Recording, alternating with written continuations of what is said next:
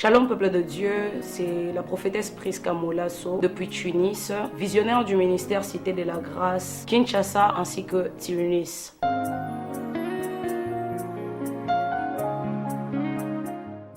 J'ai commencé à servir Dieu depuis Kinshasa, depuis l'année 2014. Alors, je sors de la base d'une famille chrétienne. Je me suis fait baptiser en 2008. Je me suis plus fait baptiser parce que ma mère nous disait souvent que si tu ne t'es fait pas baptiser, tu iras en enfer. C'était plus un baptême à cause de la peur. Bien sûr que nous avons suivi un temps d'enseignement où on a essayé de nous faire comprendre qu'est-ce que c'est les baptêmes. Et sur le base des Écritures aussi, nous avons compris là où Christ dit à Nicodème, celui qui n'est né ni d'eau ni de l'esprit ne verra pas les seigneurs. Alors, en se basant de cela, je me suis fait baptiser. Et après un moment, j'ai fait une rencontre personnelle avec le Seigneur. Et j'étais pendant un long moment à la recherche de la prophétie que les hommes prophétisent sur moi. Et lorsqu'on a prophétisé pour moi pour la première fois, on m'a dit, le prophète m'a dit, le Seigneur me dit que tu es une prophétesse de Dieu. Et c'est comme ça, après plusieurs années, que le Seigneur a commencé à confirmer mon appel.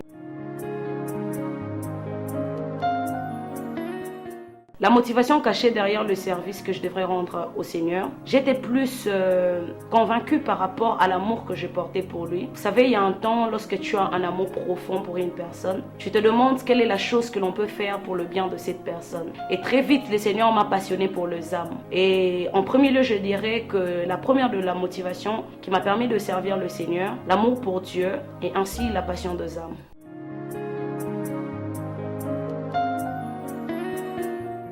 Déjà, étant que femme, je sortais déjà d'une église où on ne croyait pas au ministère de la femme. J'ai grandi dans un milieu où j'ai jamais vu de femme prêcher devant les hommes. Et je vous dirais, avant que les hommes s'élèvent et me combattent, j'étais le premier combat de ma grâce. Je ne pouvais pas y croire en me disant, non, c'est pas vrai. On ne peut pas, une femme ne peut pas prêcher. Mais vous savez une chose, c'est comme David, lorsque le Seigneur t'a choisi, tu peux être le moindre, c'est l'onction qui qualifie. Alors le Seigneur par lui-même m'a imposé dans un endroit où j'étais entourée que des hommes. Et certains hommes de Dieu que j'ai rencontrés, qui ont pu me faire comprendre réellement, c'est que ça voulait dire la grâce que j'avais en moi. Et ils m'ont fait comprendre que l'Esprit de Dieu n'a ni sexe et que l'Esprit de Dieu, comme Joël 2:28 le dit, je répandrai de mon esprit sur toute chair, vos fils et vos filles prophétiseront. Alors, déjà en lisant cela, j'avais compris que je suis dans cette génération à laquelle Joël a prophétisé.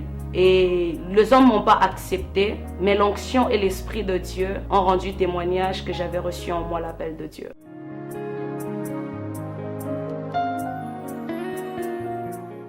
Pour les femmes qui veulent servir le Seigneur, d'abord en premier lieu, c'est d'abord recevoir l'appel de Dieu. Si en toi tu as l'appel de Dieu, je te dirais fonce et crois à ce que le Seigneur t'a dit et crois à la grâce de Dieu qui est en toi.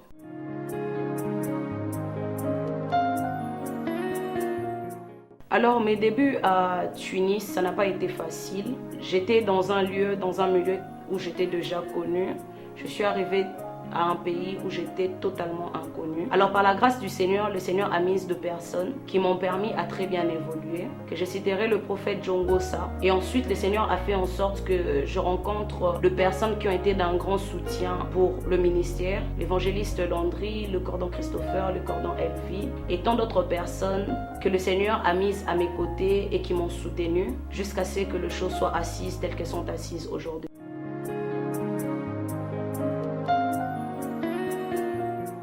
J'avoue que ce n'est pas facile de combiner les études ainsi que l'œuvre de Dieu, mais nous nous basons dans l'Écriture qui dit que chaque chose a son temps. Nous essayons vraiment de donner du temps au max dans les études et les temps ainsi aussi dans l'œuvre de Dieu. La base, c'est que mes journées sont très bien planifiées. Un temps pour la méditation, un temps pour la prière et un temps pour les études.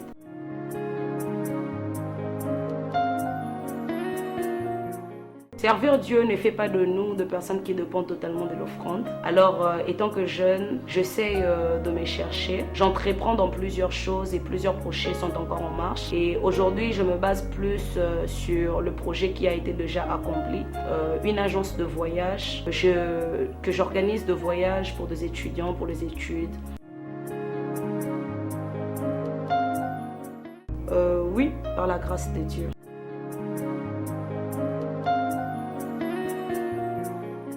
Dans le ministère avec mes fils, et mes filles spirituelles. Je suis déjà amoureuse de l'excellence et j'aime que le service de Dieu soit très bien fait. La majeure partie ont l'habitude de me dire que je suis deux personnes totalement différentes dans l'œuvre et hors le service de Dieu. Dans l'œuvre, je veille à ce que tout soit fait correctement et la moindre détail, je suis très vite à sanctionner. Mais hors le ministère, c'est totalement différent. Pour moi, c'est comme des alliés dans l'œuvre. Mais hors le ministère, c'est comme des amis, c'est comme des personnes de confiance avec qui je partage beaucoup. Je suis plus comique hors le ministère que dans le ministère.